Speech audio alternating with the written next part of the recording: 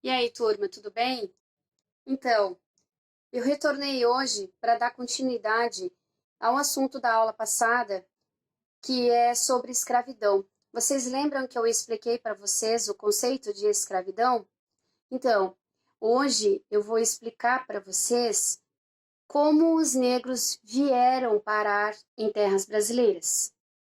E eles serviriam de mão de obra escravocrata por 350 anos. A professora Mai tem feito um trabalho bastante simbólico, que são as abaiomes.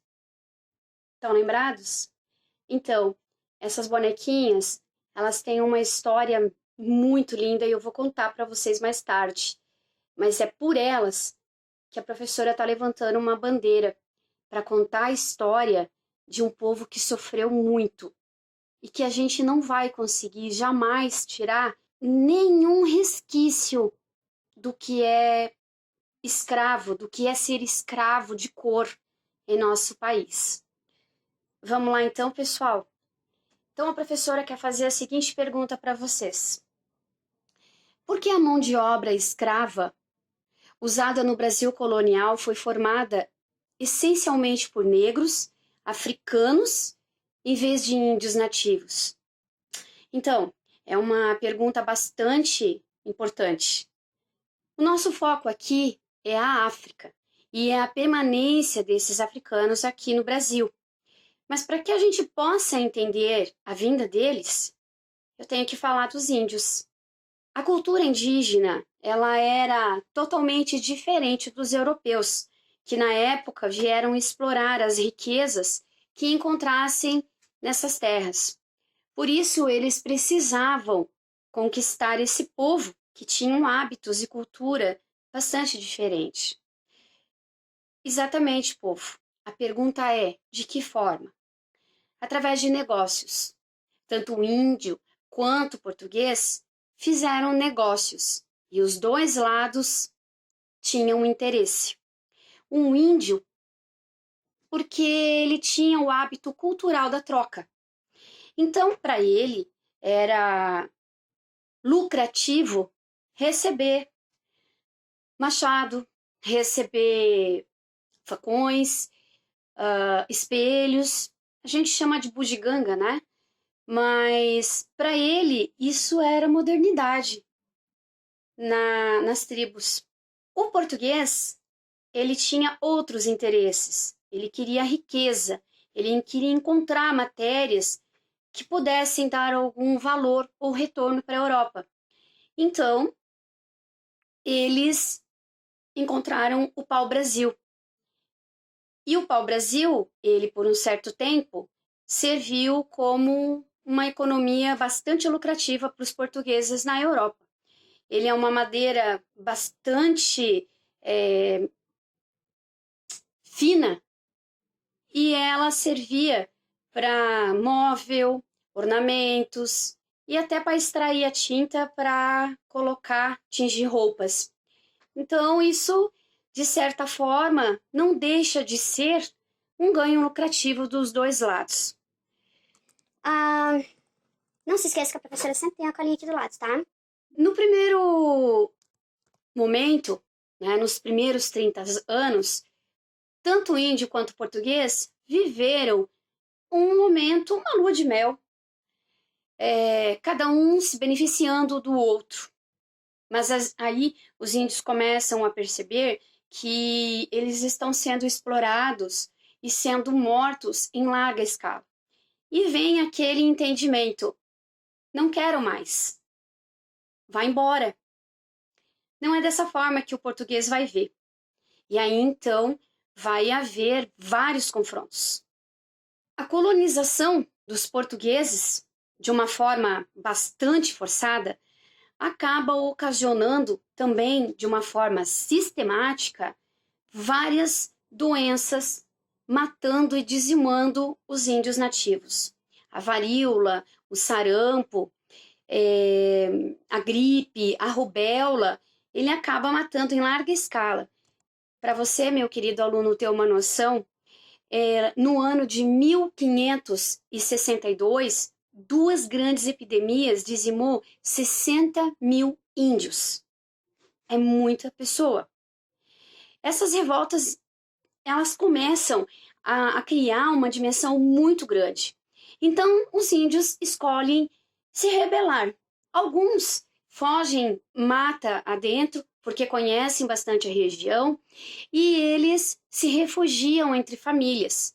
Outros resolvem resistir e atacar alguns assentamentos portugueses, para que, na forma de revolta, eles possam entender que eles não querem mais os portugueses aqui. E outros escolhem uma forma mais digna na cultura deles. Eles escolhem um suicídio. Palavrinhas difíceis acabam, né, fazendo com que a gente erre. Mas não liga não, povo. A gente é ser humano.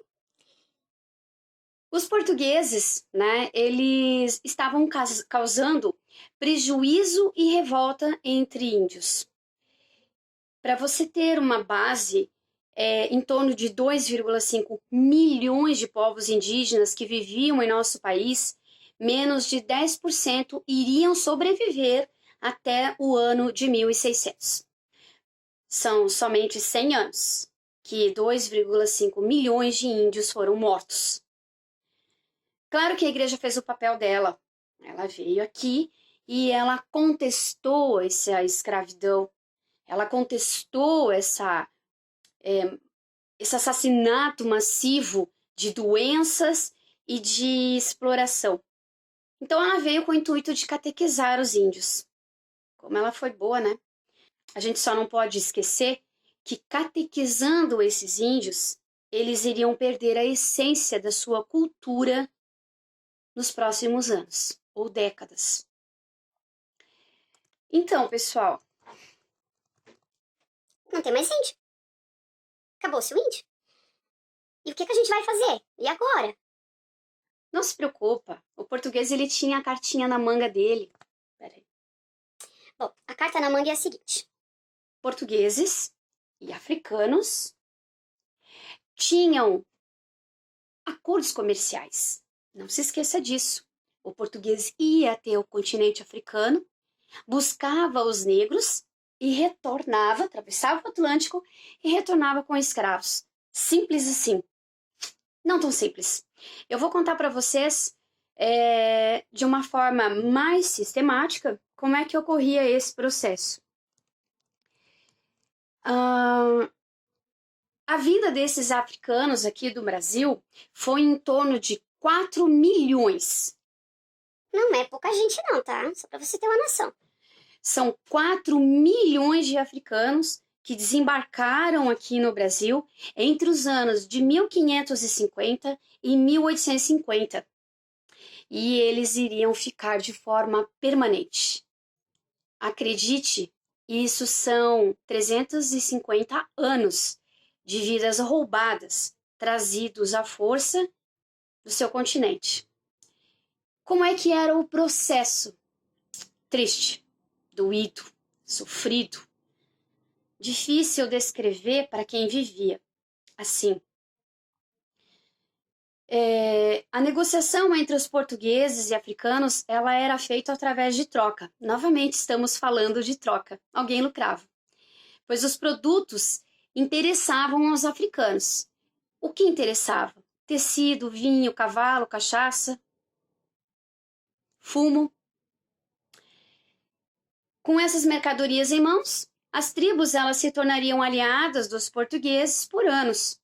Isso acaba causando a diminuição da população no litoral atlântico africano, obrigando os africanos a irem até o interior da África buscar mais negros para tornar escravos. Nossa, que processo horrível. Eu quero só lembrar você que não era só a mulher e que não era só o homem, mas que eram crianças também.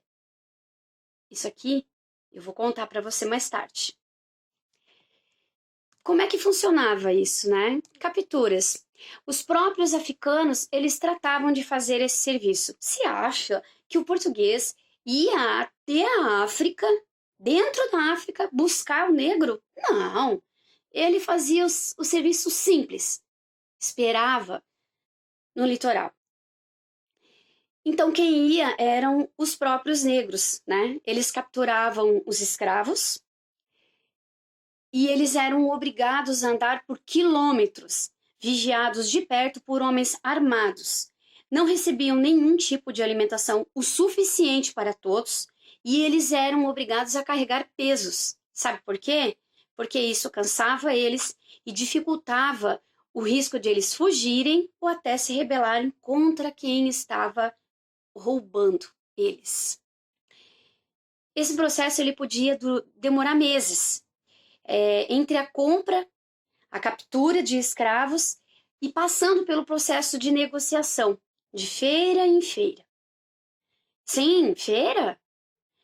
Ocorria períodos em que os negros eles eram colocados de forma separada em galpões e eles eram escolhidos para serem enviados por navios tumbeiros. Diariamente chegavam inúmeras caravanas de escravos de várias regiões da África e de várias etnias. Não se esqueçam que eles não falavam a mesma língua, que eles não tinham a mesma cultura e que eles tinham hábitos diferentes.